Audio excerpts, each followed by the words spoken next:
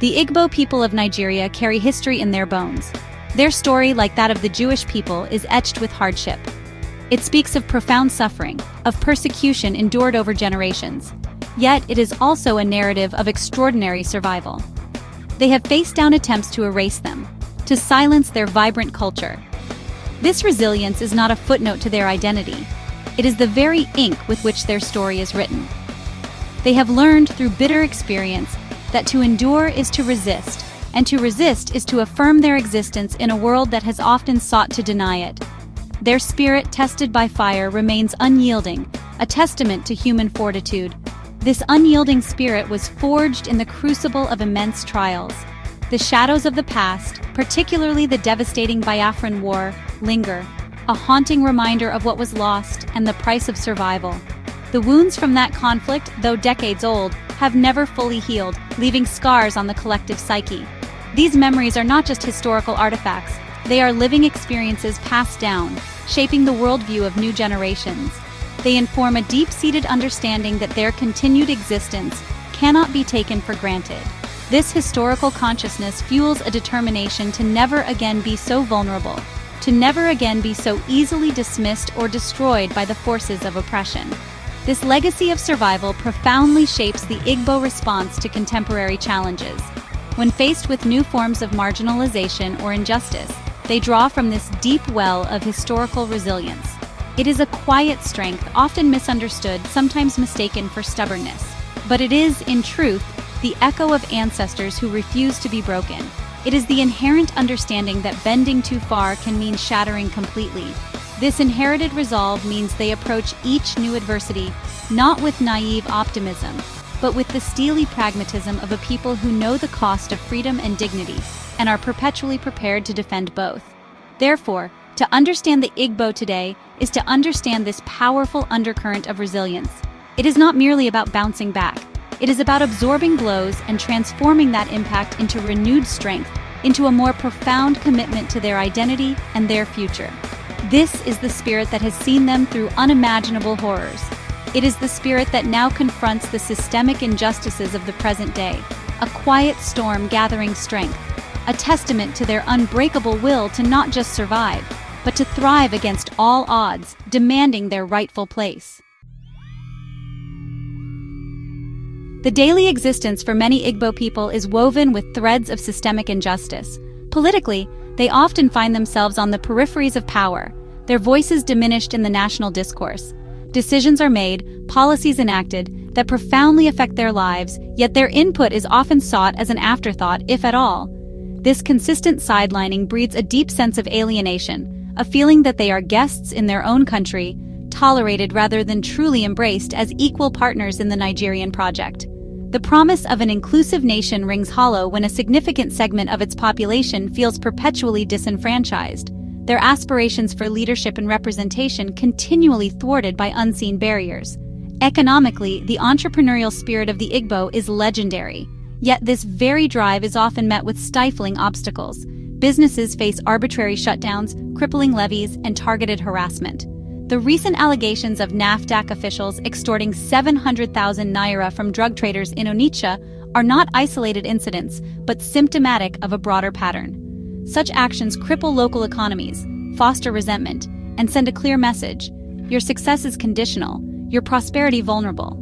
This economic strangulation is a powerful tool of oppression, designed to curtail influence and maintain a skewed balance of power, ensuring that their economic strength does not translate into unwelcome political leverage or autonomy. Educational disparities further compound these grievances, sowing seeds of frustration in the young.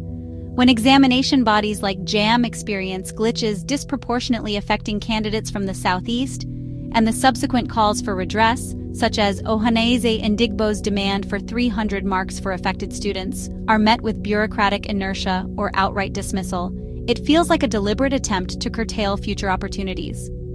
Education is the ladder to progress, and when rungs are deliberately broken or made inaccessible for one group, it is perceived as an attack on their very future, an attempt to perpetuate a cycle of disadvantage and limit their intellectual and professional advancement. Beyond these tangible injustices, there is the insidious creep of incited bigotry. A narrative is sometimes spun, subtly or overtly, that casts the Igbo as problematic, their ambitions as suspect, their grievances as exaggerated. This rhetoric, often politically motivated, creates a fertile ground for discrimination and social exclusion. It dehumanizes and others them, making it easier to justify their marginalization. The constant need to defend their identity, to assert their loyalty, to prove their worth, is an exhausting burden, a psychological toll exacted by a society that seems determined to misunderstand them, fostering an environment where prejudice can fester and thrive. It is a universal truth that sustained oppression does not birth contentment. It cultivates a bitter harvest of frustration and eventually defiance.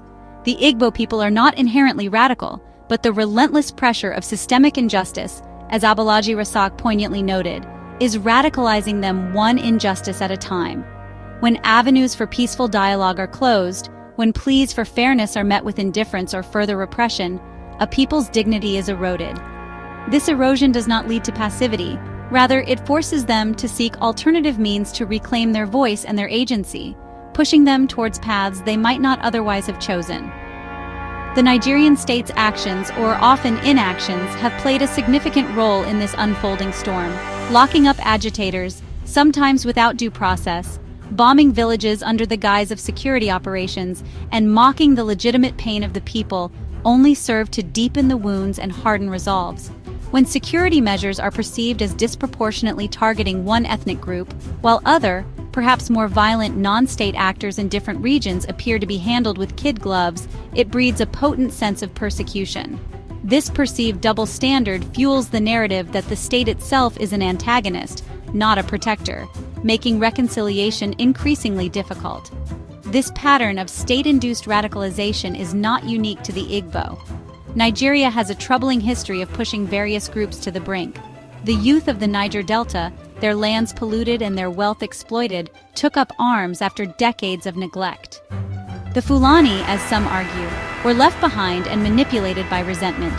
The Almajiri, abandoned children used as political pawns, and even the urban Agbero, weaponized for political chaos, are all symptoms of a deeper malaise.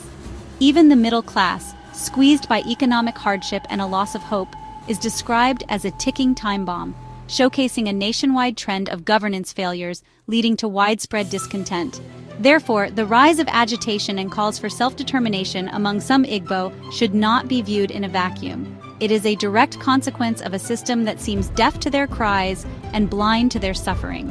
When their history is ignored, their businesses shuttered, their votes suppressed, and their very identity subjected to sponsored bigotry, it is a natural human response to seek an escape, to demand change, to assert their right to exist with dignity. The government's role in perpetuating these issues, whether through commission or omission, is undeniable, and it is actively turning Igbo survival instincts into what it labels sedition. The Igbo people, as history has repeatedly shown, are survivors. Their resilience is not passive, it is an active, dynamic force. They will not, as some commentators have warned, beg for space forever. There comes a point where endurance transforms into assertion, where the demand for dignity becomes non-negotiable. The current trajectory of oppression, if unchecked, is setting the stage for a more profound confrontation, not because the Igbo seek conflict, but because their spirit, honed by generations of adversity, will inevitably push back against attempts to diminish or erase them. They will, eventually, seek to take the space they are denied. Continued oppression is a dangerous path for Nigeria. To relentlessly push a people as resourceful and determined as the Igbo is to invite fierce resistance, not docile submission. The Nigerian state risks creating a monster, as Abalaji Rasak cautioned, by turning legitimate grievances into festering wounds and transforming the innate Igbo dignity into outright defiance. This is not a sustainable strategy for nation building. It is a recipe for perpetual instability, where the government finds itself constantly battling the very citizens it is meant to serve and protect, further eroding trust and legitimacy. The current approach is actively nurturing the storm it claims to be trying to prevent. The implications of this escalating tension extend far beyond the southeast. The radicalization of any significant ethnic group, particularly one as populous and influential as the Igbo, sends tremors throughout the entire nation. Nigeria's peace is fragile, its unity constantly tested. To allow such deep fissures of injustice to widen is to court widespread instability, a scenario where, as some fear, no tribe will be left untouched. A nation cannot thrive when a substantial part of its populace feels besieged and betrayed. The pursuit of narrow sectional interests at the expense of justice for all is a perilous gamble with the country's future. Ultimately, Nigeria stands at a crossroads. The path of continued oppression leads only to further conflict and fragmentation.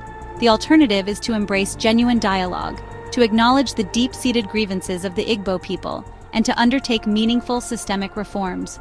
Recognizing their inalienable right to thrive, to participate fully and equitably in the life of the nation, is not a concession but a necessity for national unity and lasting peace. The storm of resilience can either break the nation or, if met with wisdom and justice, become a catalyst for building a stronger, more inclusive Nigeria for all its peoples.